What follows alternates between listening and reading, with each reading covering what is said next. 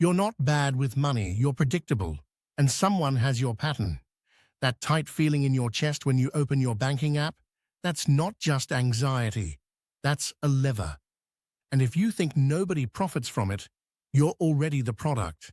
Because the moment you feel behind, rent, debt, groceries, that one surprise charge, you stop making choices. You start making moves, fast ones, desperate ones, and those are the easiest to monetize. Here's the uncomfortable part. Your stress isn't a side effect of the system. It's a resource inside it. Look at what happens when you're calm. You compare, you wait, you negotiate, you walk away. Now look at what happens when you are cornered.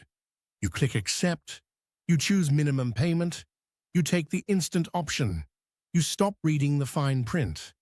And the world is engineered to keep you in that second state longer than you admit. Not with a villain twirling a mustache, worse, with boring systems that never raise their voice, never threaten you, never even touch you. They just set the timer. Late fees, interest, overdrafts, penalties, convenience charges. Each one is small enough to ignore until it isn't. And if you're thinking, that's just how it works, ask yourself why it works better when you're exhausted. Here's the part you're not supposed to notice until it's too late. Institutions don't need you to fail. They need you to hover right above failure. That's the sweet spot. If you collapse completely, you default, you disappear, you get written off. If you thrive, you pay off balances. You demand better terms.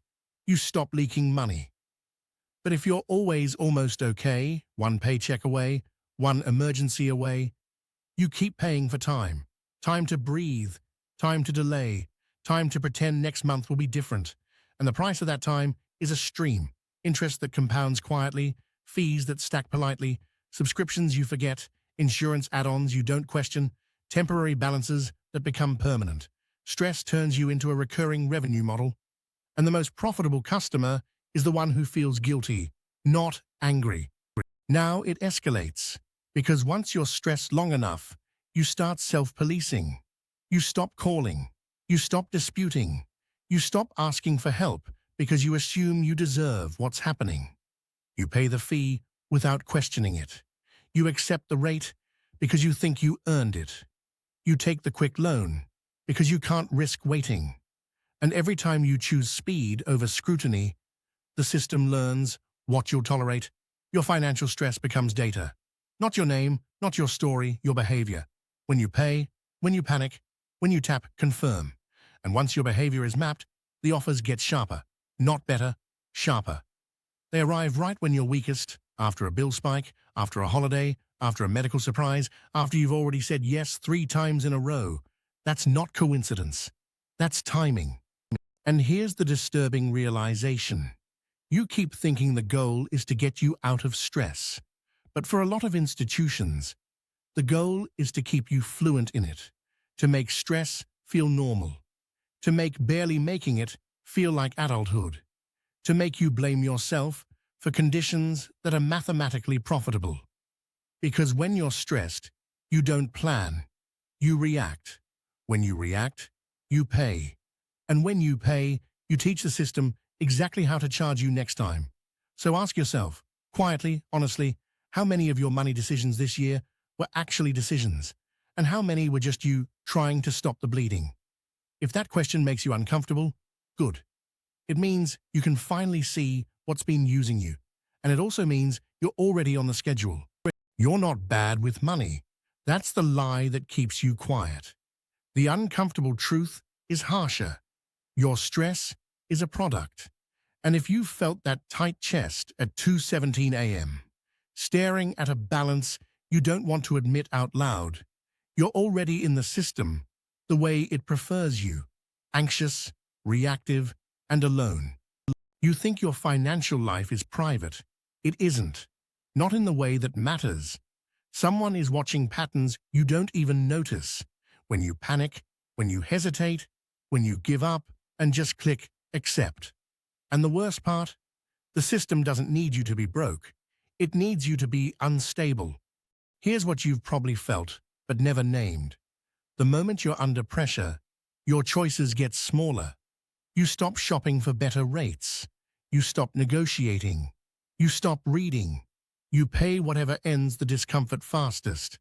That's not laziness. That's design. But we're not at the core yet. Watch how the consequences escalate. Late fee becomes overdraft. Overdraft becomes account closure. Account closure becomes risk profile. Then suddenly you're paying more for the same things. Banking, borrowing, even basic access. Because you've been labeled, not by your character, by your stress behavior. And while you're trying to breathe, institutions get to play both sides. When you're calm, you're a customer. When you're stressed, you're a revenue stream. The fees don't feel like a strategy because they're dressed up as rules. Rules you only break when you're desperate. Now the mechanism finally starts to show its teeth. Stress makes you short-term.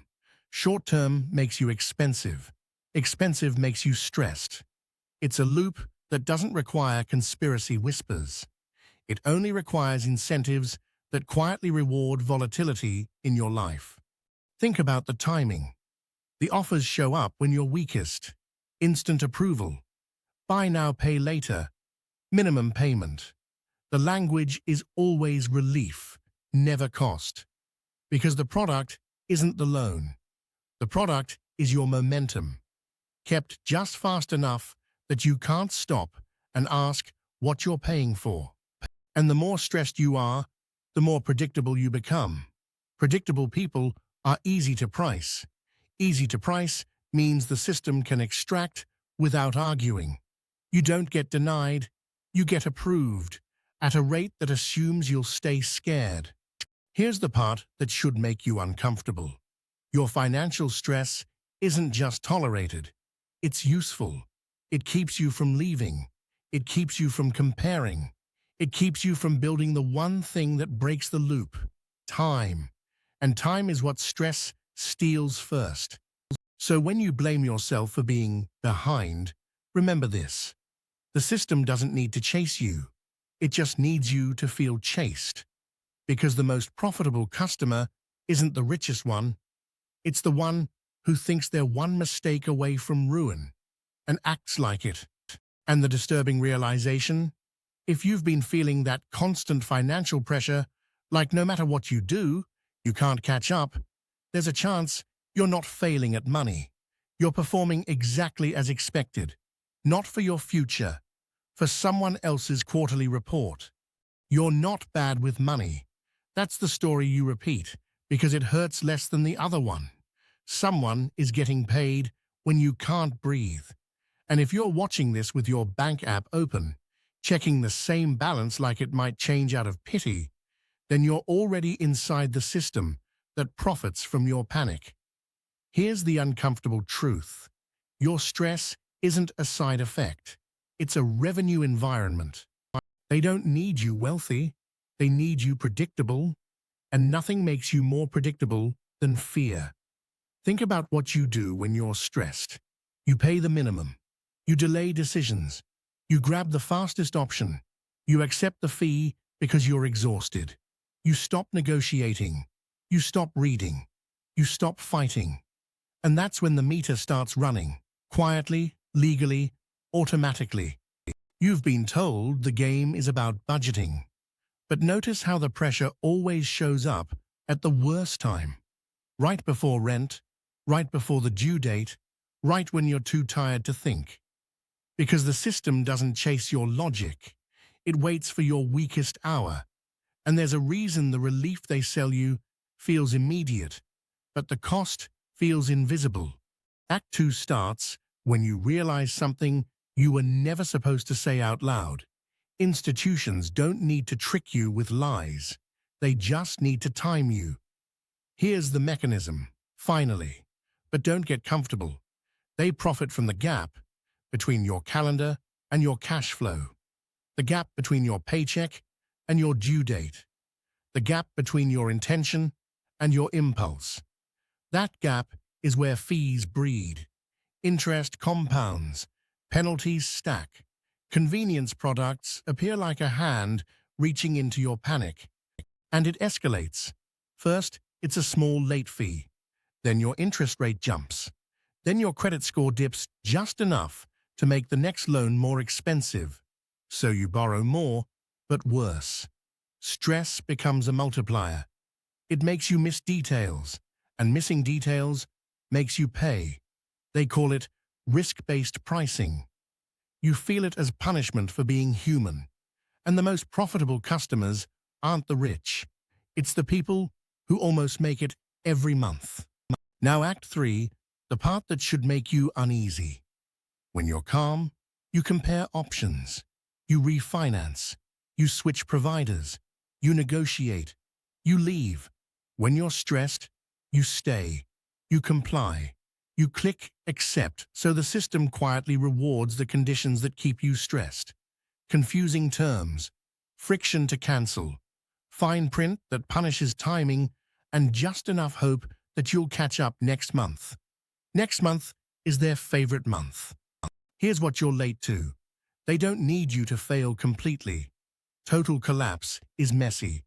What they want is controlled struggle, consistent, measurable, billable, a life where you're always one surprise away from a fee. And if you think this doesn't apply to you because you're responsible, notice how often your responsibility looks like anxiety in disguise. Overchecking, overworking, undersleeping, paying extra just to stop the dread. That dread is a product, and you've been consuming it daily. So here's the disturbing realization. No solution, just the mirror. The moment you feel that tightness in your chest before a payment, someone else sees a forecast. Your stress isn't just noticed. It's modeled, priced, packaged. And the scariest part is, you don't even have to do anything wrong. You just have to keep living on time, while your money lives on a delay.